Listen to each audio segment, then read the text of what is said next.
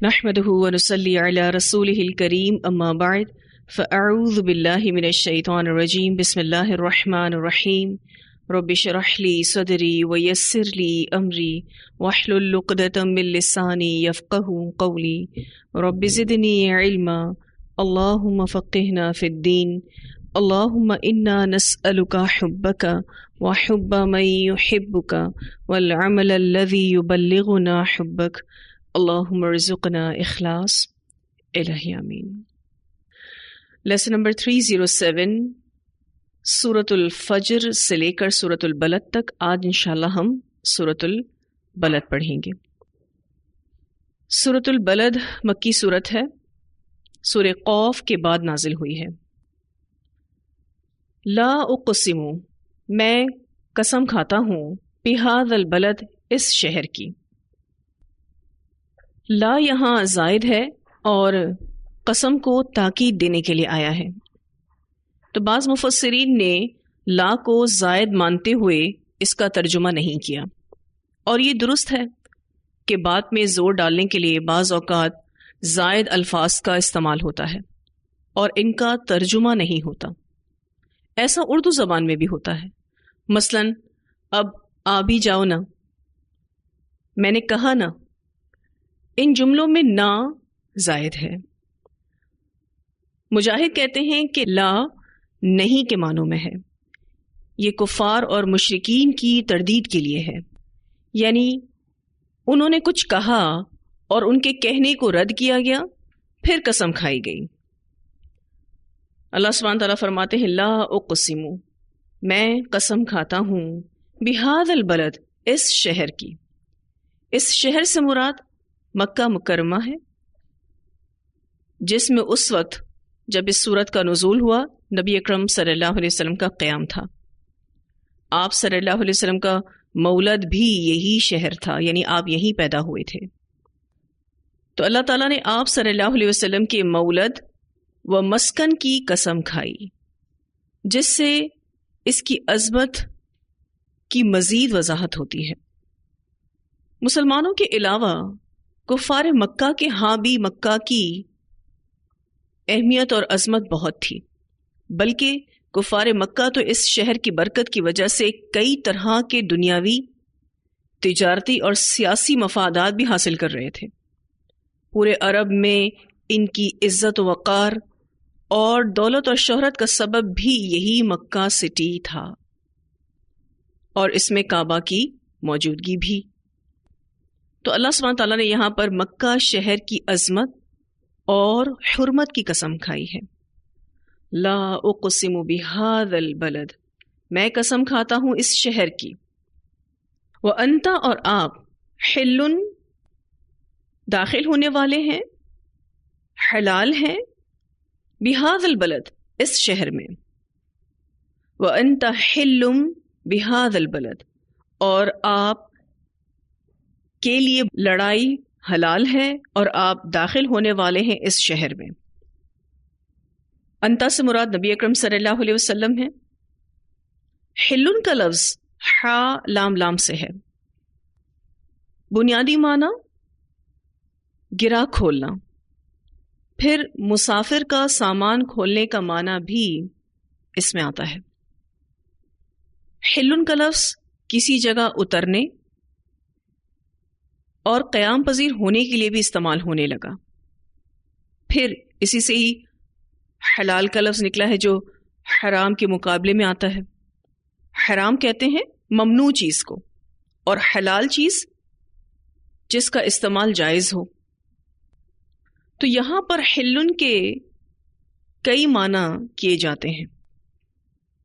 پہلا معنی حلن کا رہنے والا، اگر یہ معنی کیا جائے تو اللہ تعالیٰ فرماتے ہیں کہ میں اس شہر کی قسم کھاتا ہوں جہاں آپ رہتے ہیں، یعنی آپ صلی اللہ علیہ وسلم رہتے ہیں، یہی آپ کا مسکن ہے۔ تو یہ شہر خود بھی بڑی فضیلت والا ہے، لیکن اس کی فضیلت میں اور اضافہ ہو گیا کہ آپ صلی اللہ علیہ وسلم اس میں قیام پذیر ہیں۔ وَأَنْتَ حِلٌّ، اور آپ یہاں رہنے والے ہیں، یہ آپ کا مسکن ہے۔ اس کا دوسرا معنی یہ کیا جائے گا کہ آپ صلی اللہ علیہ وسلم کے لیے اس شہر میں لڑائی حلال ہونے والی ہے. تو پھر اس آیت میں آپ صلی اللہ علیہ وسلم کو فتح کی خوشخبری دی گئی کہ جلد آپ فاتح کی حیثیت سے مکہ سٹی میں داخل ہوں گے. مشرکین میں سے کچھ کو قتل کریں گے اور کچھ کو قید کر لیں گے. اس معنی اور مفہوم کی تائید احادیث سے بھی ہوتی ہے. رسول اللہ صلی اللہ علیہ وسلم نے فرمایا اس شہر مکہ کو اللہ تعالیٰ نے اسی دن حرمت عطا کر دی تھی جس دن اس نے آسمانوں اور زمین کو پیدا کیا تھا. یعنی اس شہر کی حرمت تب سے ہے جس دن اللہ سبحانہ تعالیٰ نے آسمانوں اور زمین کو پیدا کیا. اس لیے یہ اللہ تعالیٰ کی عطا کی ہوئی حرمت کی وجہ سے قیامت تک کے لیے حرمت والا ہے. مجھ سے پہلے کسی کے لیے اس شہر میں لڑنا جائز نہیں تھا. میرے لیے بھی صرف دن کی ایک گھڑی کے لیے لڑنا جائز ہوا تھا. اس کے بعد اب پھر اللہ تعالیٰ کی عطا کی ہوئی حرمت کی وجہ سے اس کی حرمت قیامت تک کے لیے قائم ہو گئی. اسے بخاری نے روایت کیا ہے. یعنی یہ شہر آپ پر حلال کیا جائے گا. وَأَنْتَ حِلٌّ بِهَذَا الْبَلَدِ. ایک اور روایت میں آتا ہے نبی اکرم صلی اللہ علیہ وسلم نے فرمایا مکہ کو اللہ تعالیٰ نے حرمت بخشی ہے، لوگوں نے اسے حرمت نہیں بخشی. لہٰذا جو شخص اللہ اور یوم آخرت پر ایمان رکھتا ہو اس کے لیے جائز نہیں کہ وہ مکہ میں خون ریزی کرے اور وہاں کے درخت کاٹے. پھر اگر کوئی شخص اللہ کے رسول صلی اللہ علیہ وسلم کے قتال سے رخصت کی دلیل لے تو اس سے کہو کہ اللہ نے اپنے رسول صلی اللہ علیہ وسلم کو اجازت دی تھی، تم کو اجازت نہیں دی. اور حقیقت یہ ہے کہ مجھے بھی دن کی ایک گھڑی کے لیے اجازت ملی تھی اور آج اس کی حرمت لوٹ کر ویسی ہی ہو گئی جیسی کل تھی. اسے بخاری نے روایت کیا ہے. تو یہ بڑی حرمت والی جگہ ہے. نبی اکرم صلی اللہ علیہ وسلم اس شہر سے خاص محبت رکھتے تھے. جب رسول اللہ صلی اللہ علیہ وسلم ہجرت کر رہے تھے تو حرورہ کے مقام پر کھڑے ہو کر فرما رہے تھے کہ اے مکہ، اللہ کی قسم تو اللہ کی ساری زمین سے بہتر اور افضل ہے، اور اللہ کے نزدیک اللہ کی ساری زمین سے زیادہ محبوب ہے، اور اللہ کی قسم اگر مجھے تیرے اندر سے نکالا نہ جاتا تو میں کبھی نہ نکلتا. اسے ترمذی نے روایت کیا ہے. خود رسول اللہ صلی اللہ علیہ وسلم اس شہر سے بہت محبت کرتے تھے. مفسرین نے اس معنی کو راجح قرار دیا ہے کیونکہ اس کی تائید میں کافی ساری احادیث ملتی ہیں کہ اس شہر میں لڑائی حلال ہونے والی ہے نبی اکرم صلی اللہ علیہ وسلم کے لیے، اور آپ صلی اللہ علیہ وسلم کو تسلی بھی دی گئی، اور یہ ایک بہت بڑی پیشن گوئی بھی تھی جو اس وقت دی گئی تھی جب مسلمانوں پر کافروں نے بڑے ظلم ڈھا رکھے تھے. اس آیت کا ایک تیسرا معنی بھی کیا جاتا ہے کہ اس شہر میں آپ صلی اللہ علیہ وسلم پر اور مسلمانوں پر ہر طرح کے ظلم و ستم کو حلال سمجھ لیا گیا ہے. یعنی یہاں پر آپ صلی اللہ علیہ وسلم کی عزت نہیں کی گئی. وَأَنْتَ حِلٌّ بِهَذَا الْبَلَدِ. وَوَالِدٍ اور والد کی، وَمَا وَلَد اور اس کی جو اس نے جنم دیا یعنی قسم، اور والد اور اس کی اولاد کی قسم.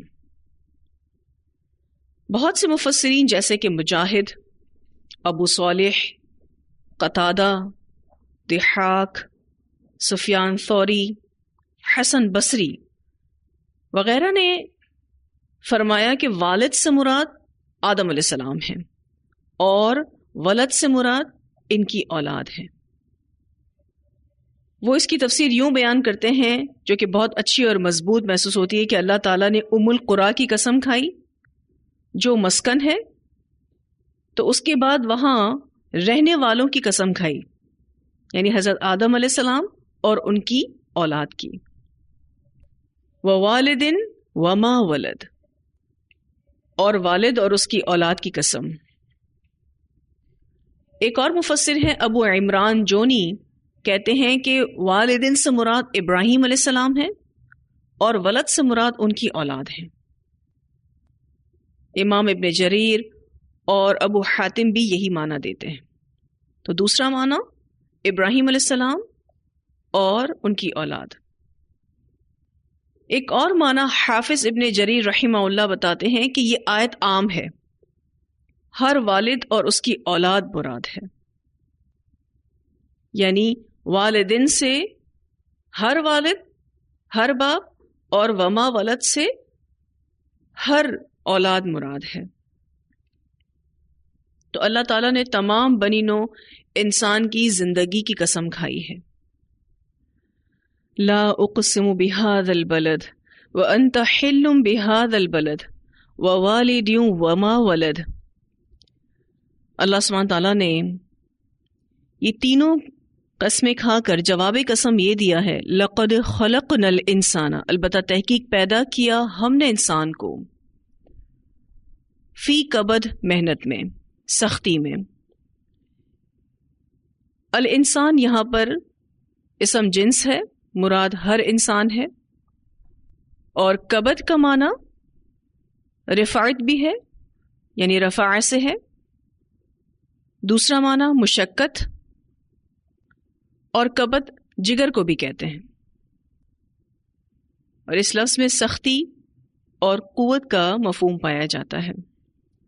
لقد خلقنا الانسان فی کبد، کہ بلا شبہ انسان کو ہم نے سختی جھیلتے رہنے والا پیدا کیا ہے، یعنی انسان کی تخلیق ہی اس انداز پر ہوئی ہے کہ وہ ساری عمر سختیاں جھیلتا رہے، دکھ اور رنج سہتا رہے،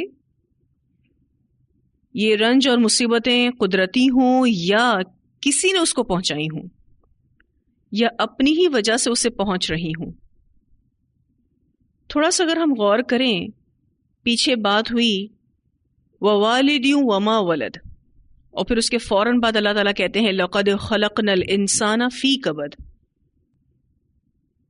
ماں باپ کو اولاد کے حصول کی خواہش سے لے کر ان کی پیدائش تک جس مصیبتوں سے گزرنا پڑتا ہے، ان کے جنم دیے ہوئے بچے پر حالت نطفے سے لے کر پیدائش کے مرحلے تک کتنی مشقت ہے، پھر ولادت سے بچپن، جوانی، بڑھاپے، ان تمام سٹیجز تک جو کچھ گزرتا ہے،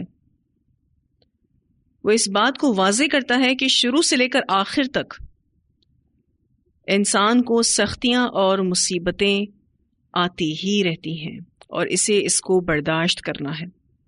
کبھی وہ بیمار ہوتا ہے، کبھی فقر و فاقہ، کبھی کوئی اور فکر میں، کوئی خوشی بھی ملے تو اس میں بھی کوئی نہ کوئی مصیبت ساتھ ہوتی ہے۔ اگر کوئی ٹینشن نہ ہو نعمت کے ساتھ تو یہ ٹینشن ہوتا ہے کہ اس نعمت نے چلے جانا ہے۔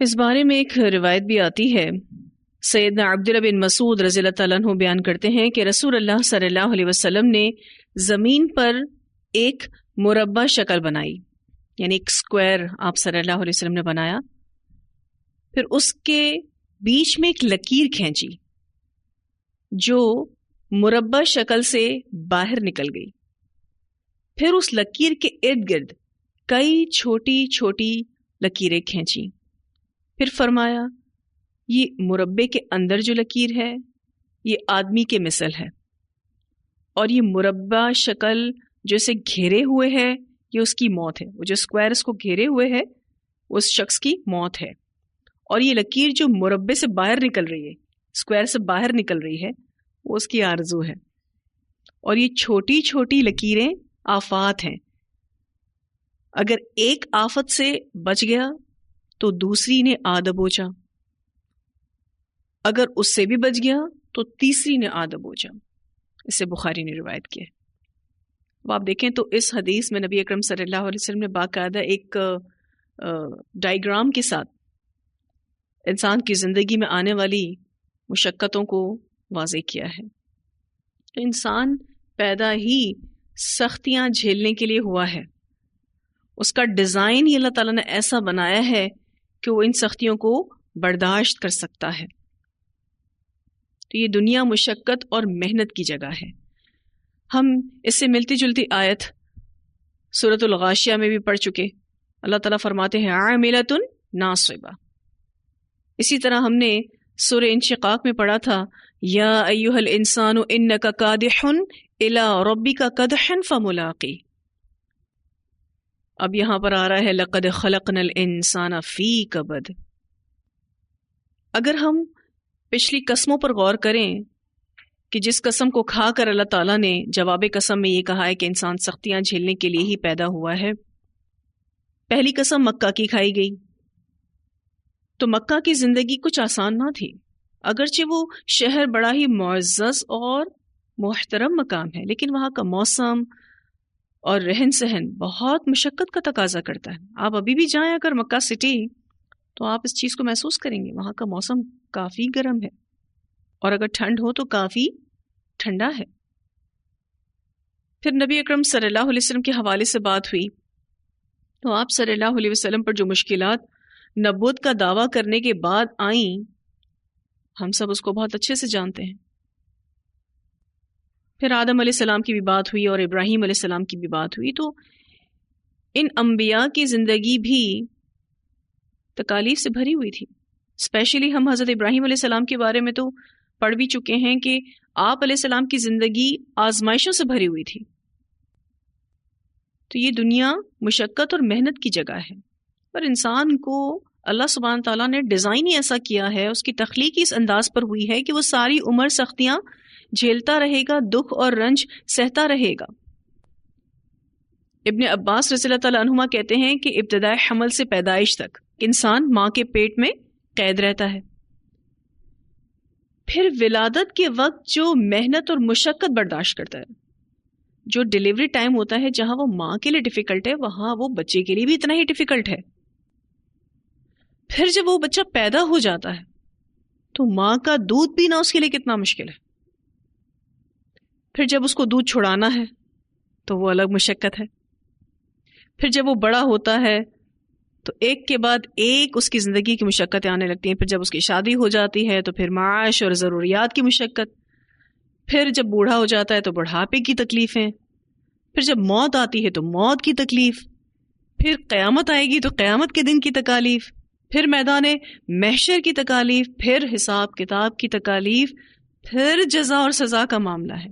یعنی آپ دیکھیں تو ہر مرحلے پر مشقت ہی مشقت ہے. اس زندگی کی حقیقت ہے کیا اور ہم کیا سوچتے ہیں اور ہم چاہتے کیا ہیں؟ ہم چاہتے ہیں ہمارے لیے ہر وقت آسانیاں ہوں. تو ہم یہ سوچتے ہیں کہ ہمیں آسانیاں ہی ملیں اگر ہم یہ بات مان لیں کہ لائف از ڈیفیکلٹ. زندگی ایک مشکل چیز ہے. ساری زندگی تکلیفوں سے بھری ہوئی ہے. سکھ کے ساتھ دکھ لازمی ہے. پھول کے ساتھ کانٹے ہوتے ہیں نا. ہم انسان ہوتے ہوئے یہ سوچتے ہیں کہ میری ساری زندگی سہولتوں سے بھری ہو، میں جہاں جاؤں میرے لیے آسانیاں ہی آسانیاں ہوں. لیکن یہ بات ہم سب کو یاد رکھنی چاہیے کہ ہر جگہ کے اپنے مسائل ہیں. آپ دنیا میں وہ سکون پا ہی نہیں سکتے جو کہ جنت میں جا کے ملے گا. ہم اسی سکون کی تلاش اس دنیا میں کرتے ہیں. ہم اچھا کام کرنا چاہیں تو اس میں بھی مشقت ہے. مثلا اگر آپ نماز پڑھتے ہیں مشقت نہیں اس میں. آپ روزہ رکھتے ہیں اس میں مشقت نہیں. آپ اچھا کام کریں اس میں بھی مشقت ہے. اگر آپ برا کام کرنا چاہیں تو اس میں بھی مشقت ہے. مثلا اگر کوئی شخص زنا کرنا چاہتا ہے تو ہو سکتا ہے کہ اس کو اس کی پیمنٹ کرنی پڑے. جھوٹ بولتا ہے، حرام کماتا ہے، تو آپ کا کیا خیال ہے جو حرام کماتا ہے وہ محنت نہیں کرتا؟ وہ بھی محنت کرتا ہے.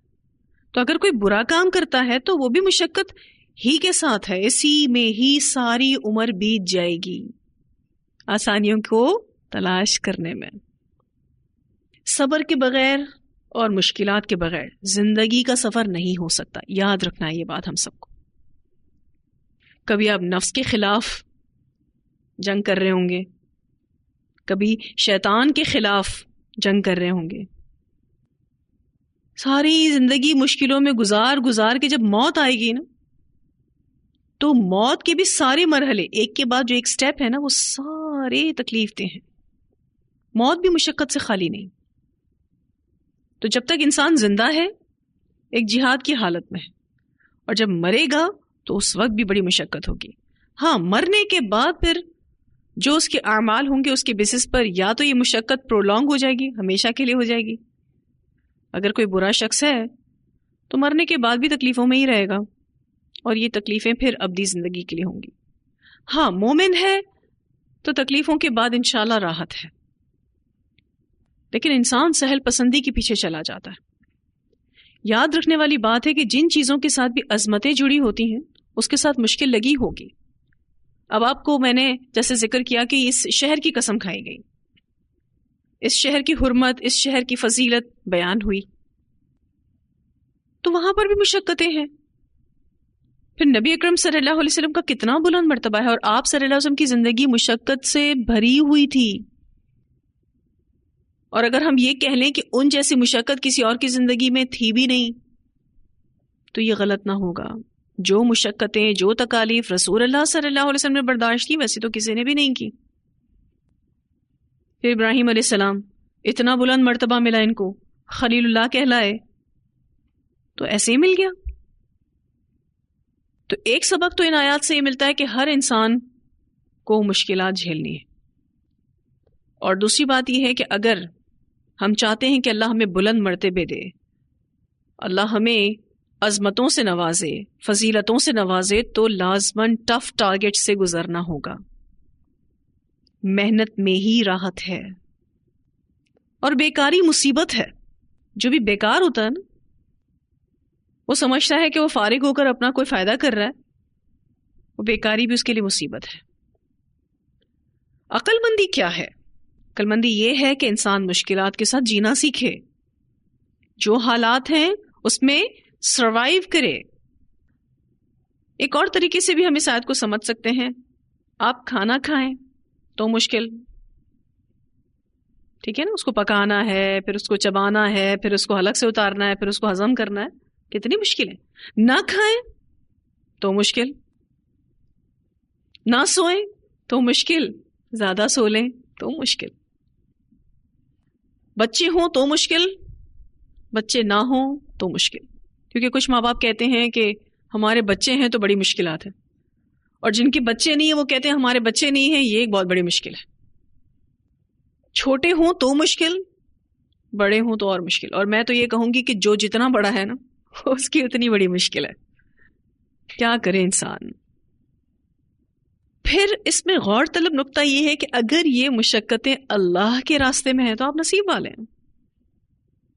مثلا اگر آپ اللہ کے راستے میں تھک رہے ہیں تو یو آر بلیسڈ، ماشاء اللہ، بہت خوش نصیب ہیں آپ. جو کل وہاں آسانی چاہتا ہے، کل سے کیا مراد؟ آخرت. جو آخرت میں آسانی چاہتا ہے اسے آج مشقت اٹھانی ہوگی. پھر آسانیوں کی تلاش میں نہ رہیں، سہولتوں کے پیچھے نہ بھاگیں، اپنے آپ کو مضبوط کریں. جو ایکٹیو رہتا ہے نا وہ اپنا ہی بھلا کرتا ہے. کیا خیال ہے آپ کا اس پہ؟ جو بیٹھنے کی عادتیں بنا لیتے ہیں نا وہ اپنا ہی نقصان کرتے ہیں. ان کا جسم بھی ایک وقت آئے گا کہ کام کرنا بھول جائے گا. پھر مشقت کا سب سے بڑا حصہ خواہشات کو قابو میں رکھنا. کتنا ڈیفیکلٹ ہے. کتنی خواہشات انسان کے اندر آتی ہیں؟ ڈھیروں خواہشات. ایک خواہش کو پورا کرنے کے لیے کتنی محنت کرتے ہیں، کتنی مشقت اٹھاتے ہیں. اچھا چلیں وہ خواہش پوری ہو گئی تو اب تو اینڈ ہو جانا چاہیے. ابھی تو وہ خواہش پوری ہوتی ہے اور دوسری خواہش دل میں آ جاتی ہے. اور انسانی فطرت ہے کہ اس کے دل میں جب ایک خواہش پیدا ہوتی ہے تو وہ اس کو پورا کرنے کے لیے مشقت اٹھاتا ہے، اپنے آپ کو کھپاتا ہے، اور اس کو پورا کرنے میں بسا اوقات اس کی پوری عمر گزر جاتی ہے. پھر اس کے دل میں دوسری خواہش پیدا ہوتی ہے، پھر وہ اس کو پورا کرنے کی مشقت میں لگ جاتا ہے.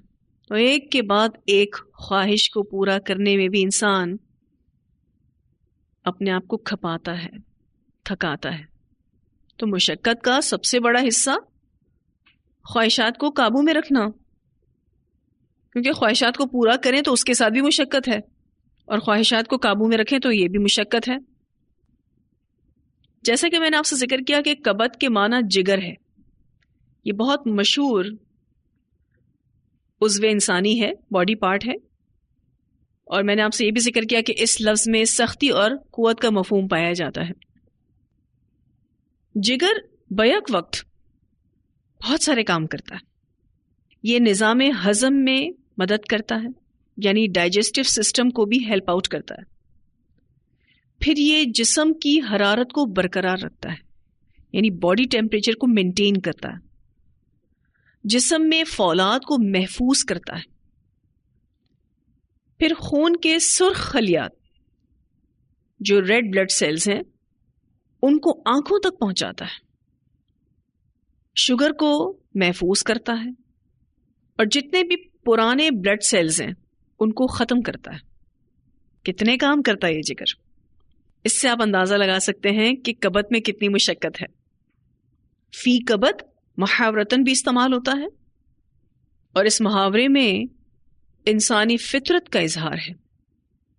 اور اسی فطرت کا اظہار ہے جو اس کا ذکر میں ابھی آپ سے کر رہی تھی کہ انسان کے دل میں خواہش پیدا ہوتی ہے جسے پورا کرنے کے لیے وہ مشقت اٹھاتا ہے، اور پھر پوری زندگی اس میں لگا دیتا ہے. اور جیسے ہی وہ خواہش پوری ہوتی ہے پھر دوسری خواہش اس کے دل میں پیدا ہو جاتی ہے، اور پھر وہ ایک کے بعد ایک خواہش کو پورا کرنے میں اپنے آپ کو کھپاتا رہتا ہے.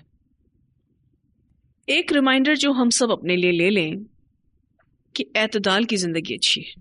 میں آپ سے یہ نہیں کہوں گی کہ آپ کوئی خواہش کر ہی نہیں سکتے. کیا یہ ممکن ہے کہ ہم کوئی خواہش کریں ہی نہ، یا ہم اپنے دل کی جائز خواہش کو پورا کریں ہی نہ؟ یہ نہیں ممکن. لیکن اپنی زندگی کو بیلنس رکھنا ہے، صرف خواہشات کی ہی نظر نہ کر دیں. پھر دوسری اہم بات کہ اپنے آپ کو بیکاری سے بچانا ہے. بیکاری کی زندگی اچھی نہیں ہے. انسان اپنے آپ کو ضائع کر بیٹھتا ہے، اور جیسا دل چاہتا ہے ویسا نہیں جینا، بلکہ جیسے اللہ تعالیٰ چاہتے ہیں اس کو اپنی زندگی کا اصول بنانا ہے. تو تھکنا تو ہم سب نے ہے. ہم سب پر اللہ تعالیٰ نے چوائس چھوڑ دی ہے کہ ہم تھکنا کس راستے میں چاہتے ہیں. اللہ کے راستے میں تھکیں تو یہ بھی بڑے نصیب کی بات ہے. اور دنیاوی اعتبار سے بھی جو ذمہ داریاں اللہ تعالیٰ نے آپ کو دیا، اب اللہ کی خاطر اس کو پورا کرتے ہیں تو انشاءاللہ اس کا بھی اجر ملے گا. کیونکہ اگر ہم نماز پڑھنے کے ٹائم کو کیلکولیٹ کریں جو دن بھر میں ہمیں 5 نمازیں دی گئی ہیں وہ کتنا ہے، ساری نمازوں کے ٹائم کو کیلکولیٹ کر لیں تو کتنا ٹائم بنتا ہے؟ بمشکل 1 گھنٹہ. اور دنیاوی کاموں کو کیلکولیٹ کریں اس میں کتنا ٹائم لگاتے ہیں؟ تو اس میں زیادہ ٹائم لگتا ہے. لیکن ان ذمہ داریوں کو بھی اللہ کی خاطر پورا کریں تو انشاءاللہ اس کا بھی اجر ملے گا. لقد خلقنا الانسان فی کبد، البتہ تحقیق پیدا کیا ہم نے انسان کو محنت میں، مشقت میں. یعنی انسان پیدا ہی مشقت اٹھانے کے لیے ہوا ہے. یہ بات اگر ہم سب کو سمجھ میں آ جائے تو ہم آسانیوں کی تلاش میں نہ رہیں. اتنی آیات کی تلاوت سنتے ہیں، پھر انشاءاللہ آگے پڑھیں گے. اعوذ باللہ من الشیطان الرجیم، بسم اللہ الرحمن الرحیم. لا اقسم بهذا البلد وانت حل بهذا البلد ووالد وما ولد لقد خلقنا الإنسان في كبد.